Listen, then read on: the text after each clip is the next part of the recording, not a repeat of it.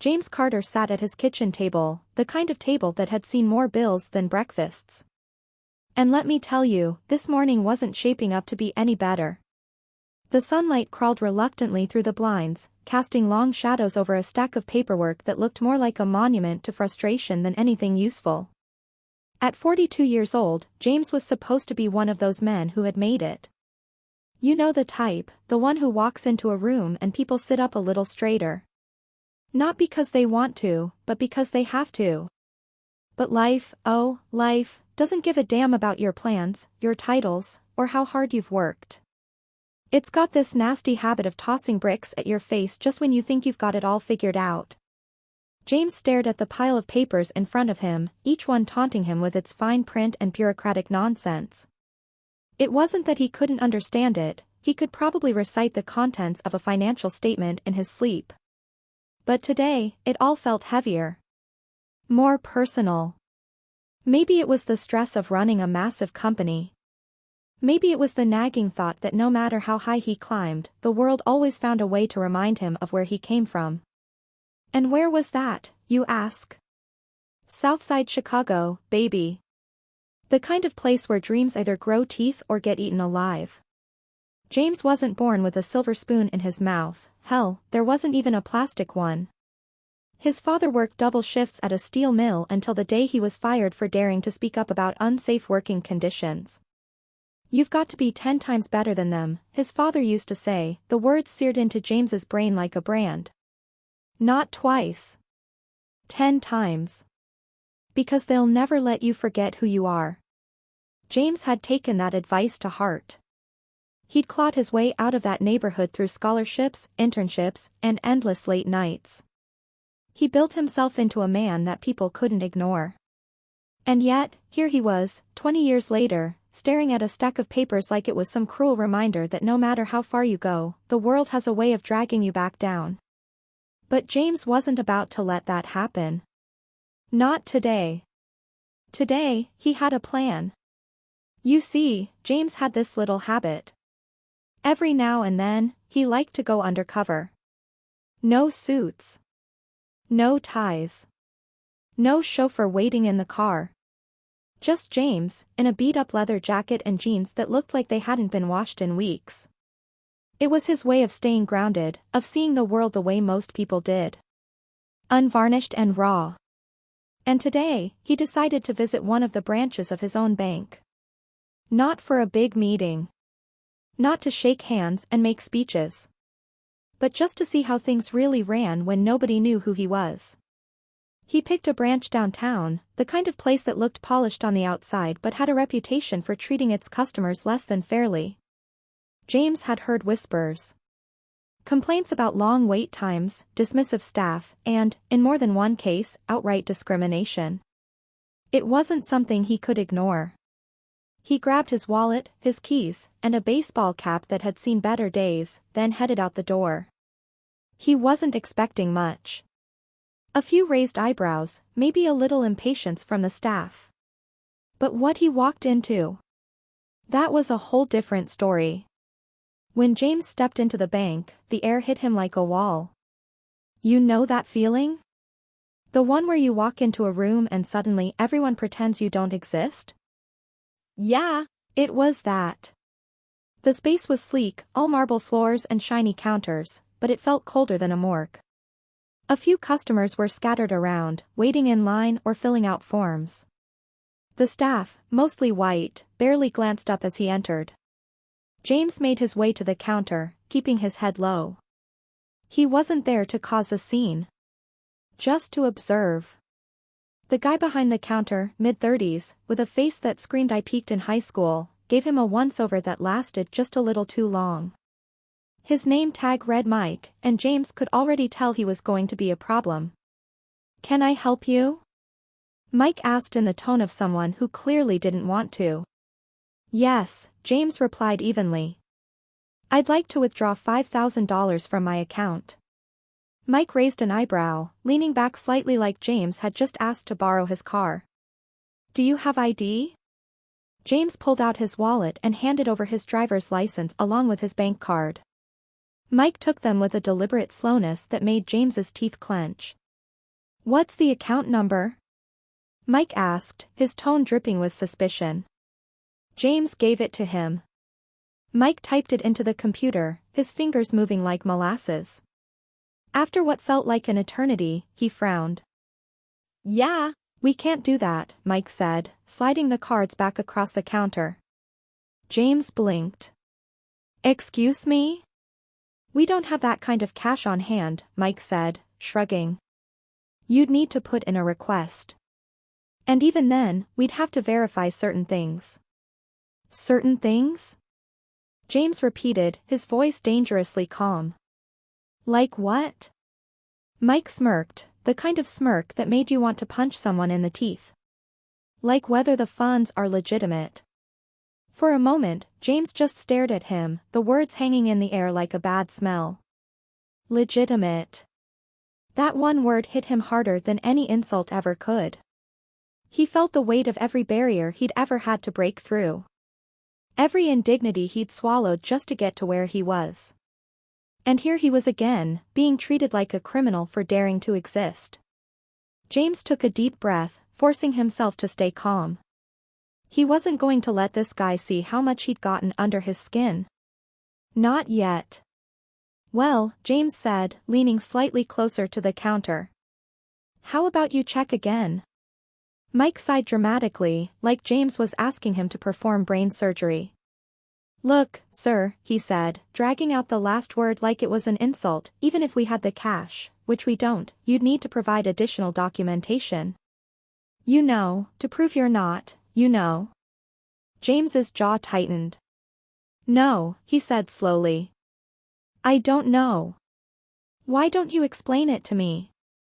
Mike hesitated, but just for a second. Then he leaned in, lowering his voice to a conspiratorial whisper. Let's just say we have policies. Gotta make sure everything checks out. You understand? James understood perfectly. And in that moment, he made a decision. This wasn't going to end here. James stood there, his patience hanging by a thread thinner than the smirk on Mike's face. The guy had the kind of attitude that made you wonder how he hadn't been punched yet. Mike's last remark, laced with thinly veiled suspicion, echoed in James's head. We have policies, you understand. Yeah. James understood all right, understood that he was about to lose his cool. I asked for my money, not an interrogation, James said, his tone sharper now. A few customers glanced over, sensing the shift. But Mike? Oh no. He wasn't done. The guy leaned back against his chair, folding his arms like he was about to deliver a lecture. Look, Mike began, his voice dripping with fake patience, it's not personal. We just need to make sure everything checks out. You know, some people, they try to game the system. James let that hang in the air for a moment, his jaw clenched. The rage bubbling inside him wasn't new, it was the same old anger he'd carried since the South Side. The kind that came from being constantly underestimated. And now, here he was again, being treated like he didn't belong. Let me get this straight, James said, leaning forward just enough to make Mike flinch. You accusing me of trying to steal my own money? Mike shrugged, the smirk returning. Hey, I didn't say that. But, you know, people like. James cut him off, his voice now low and icy. People like me? Go on, finish the sentence. Mike hesitated, clearly realizing he'd stepped into dangerous territory. But instead of apologizing, he doubled down. All I'm saying is, we've got rules. And people like you don't always fit the profile. The room went silent. A middle-aged woman in line gasped softly, her hand flying to her chest like she'd just witnessed a car crash. Another customer, a younger guy, muttered, "Damn, dude," under his breath. James could feel the weight of their stares, but he wasn't here for their sympathy. He was here for a point. And for his money. Taking a deep breath, he forced himself to smile. All right, Mike, he said, his voice calm but lethal. Here's what's going to happen. You're going to process my withdrawal right now, or I'll make a call, and we'll see how your policies hold up when corporate gets involved. Mike's face twitched. For a split second, the smug confidence wavered. But then, as if deciding to die on this hill, he leaned forward, lowering his voice. "Call whoever you want," he sneered. "But I don't care if you have the Pope's phone number. Without the right documentation, you're not getting a cent." James blinked, stunned by the sheer audacity. Then he laughed, a sharp, humorless sound that made Mike sit back in his chair. "Okay," James said, straightening up. "You've made your point. Let's see how far this goes." He pulled out his phone, ignoring the curious glances from the growing crowd of customers as his fingers flew across the screen. Mike shifted uncomfortably in his seat. "You really calling someone?" he asked, his voice suddenly less sure. "Oh, I'm calling," James replied, a wicked grin spreading across his face. "But don't worry, it's not the Pope." The tension in the room thickened as James waited for the line to connect. This was no longer about $5,000. This was about something much bigger. Though Mike had no idea just how big. The phone rang once. Twice. And then, picked up. James didn't waste a second. "Get me the regional manager," he said into the receiver, his voice sharp enough to cut glass. Mike's smirk faltered as he watched James speak, the realization creeping in that this wasn't just some random guy looking for a fight. James paced slowly, his tone calm but laced with the kind of authority that made people listen. The other customers in the bank were now openly watching. Whispered conversations filled the air. "Who is this guy? He's not messing around. Did you hear how he said manager? Like he owns the place." Mike, meanwhile, was sweating through his button-up shirt. He glanced nervously at his coworkers, but they were no help. None of them dared intervene. One woman, clearly uncomfortable, muttered something about taking a break and disappeared into the back room. James ended the call, his expression unreadable. He slid his phone into his pocket and turned back to Mike. "Now," he said, his voice as smooth as silk, "you're going to check my account again. And this time, you're going to do it properly." Mike's hands hovered over the keyboard, his arrogance replaced by visible unease. He typed in the account number again, his fingers trembling just enough for James to notice. The screen lit up, and Mike's eyes flickered with something close to panic. Sir," he stammered, "there seems to be a note on your account. I just need to check with." "Spare me the excuses," James interrupted. "Just tell me what it says." Mike hesitated, his Adam's apple bobbing as he swallowed hard. It says to refer any large withdrawals to upper management." The room went silent. James raised an eyebrow, a slow smirk forming on his lips. "Interesting," he said, crossing his arms. "And yet, you thought it was appropriate to deny me service without even bothering to follow protocol?" Mike didn't respond. He looked like he wanted to sink into the floor and disappear. "That's what I thought," James said, his voice dripping with sarcasm. "But don't worry, I'm sure this little misunderstanding can be sorted out." Just then, the door to the bank opened, and in walked a man in a tailored suit. His name tag read David Reynolds, regional manager.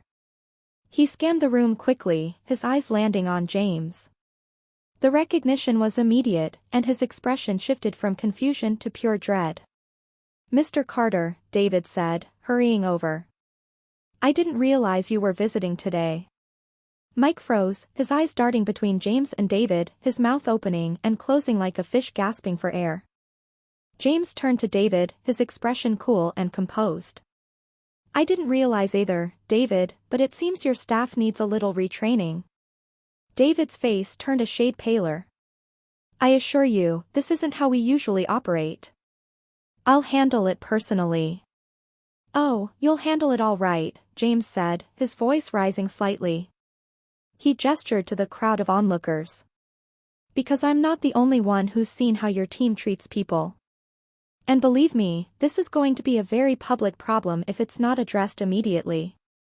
David nodded quickly, then turned to Mike. "You. My office. Now." Mike stammered.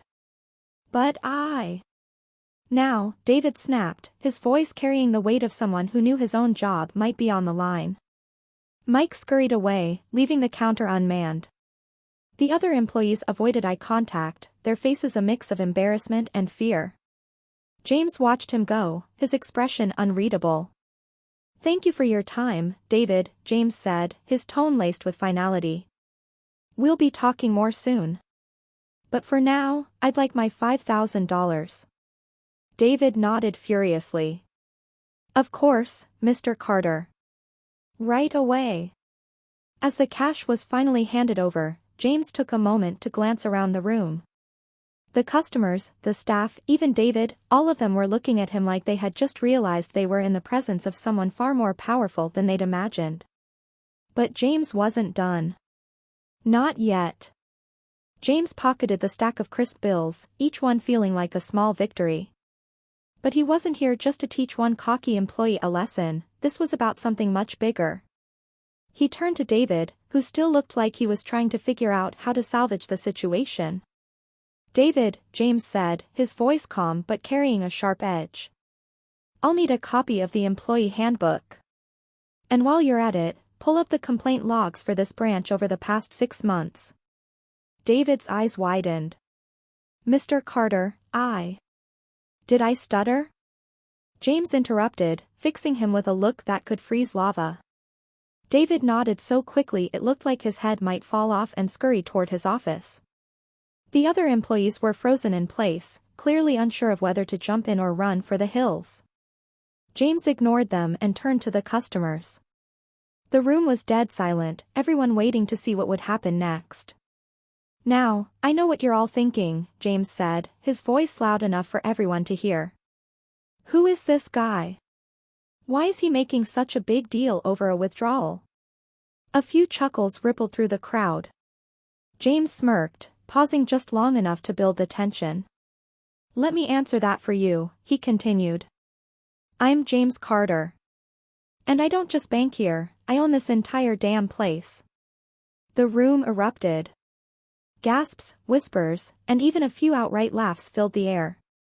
One older man in the corner muttered, "Well, I'll be damned," while a younger woman pulled out her phone to record what was happening. James let the reaction wash over him, waiting until the noise died down before speaking again. "This isn't about the money," he said, his tone serious now. "This is about respect. About making sure that every single person who walks through those doors is treated fairly. Because I'm not just the CEO of this bank. I'm someone who's been where you are, someone who's been told no one too many times just because of how I look." The crowd was silent again, hanging on his every word. Even the employees, who had been doing their best to blend into the background, were now staring at him with wide eyes. "This branch," James said, gesturing around the room, "has been failing its customers. Not just today, but for months, maybe years. And that stops now." Just then, David reappeared, clutching a thick binder and a stack of papers. He looked like a man walking to his own execution. "Mr. Carter," he began, his voice trembling slightly. "Here's the handbook and the logs you requested." "Thank you," James said, taking the documents without so much as a glance. He turned back to the crowd. "You see this?" he asked, holding up the binder. "This is supposed to be the rulebook. But rules don't mean a damn thing if the people enforcing them are broken." Someone in the back clapped. Soon, the entire room was applauding. James raised a hand to quiet them.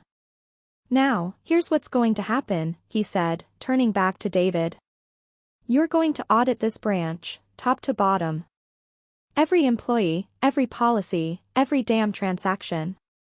And you're going to report directly to me. Understood?"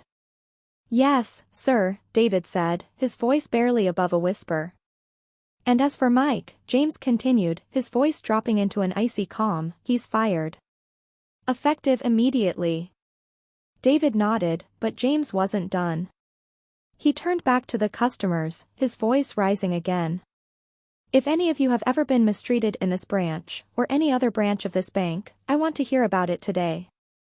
And I promise you, it will be handled. A middle-aged woman near the front stepped forward. Thank you, she said, her voice breaking slightly. You don't know how much this means to us. James gave her a small smile. I do, he said simply. As the crowd began to disperse, James turned to leave. He paused at the door, looking back at the stunned employees. One last thing, he said, his voice ringing out.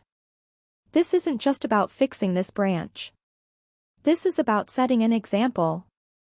Because if I have to come back here and deal with something like this again, let's just say it won't end with a warning.